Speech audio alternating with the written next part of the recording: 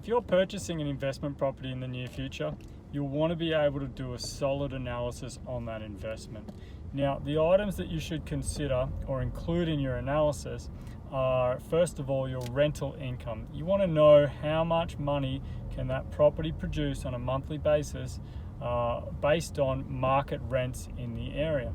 Now, you want to also analyze that against the monthly costs of that investment property. So you're going to have a mortgage payment likely, a tax payment every month, an insurance payment, potentially a utility payment. Now, if you've got a property that does not have separate utilities and you have a tenant in the basement, well, then you may find yourself covering utilities, which you would include in the monthly rent. So you really want to be clear on what those monthly costs are going to be so you can correctly analyze your cash flow on an investment property.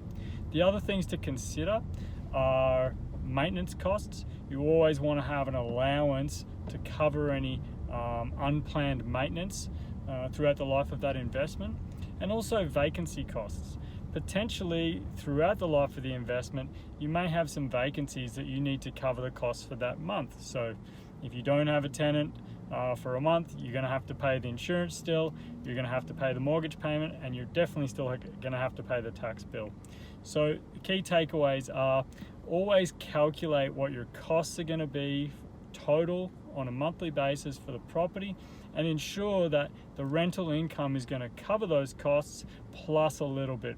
We always want to generate a bit of positive cash flow to protect our investments from interest rate rises, or to build up a nice reserve fund in the case that we do have a vacancy or a large repair or renovation that needs to be done on that property.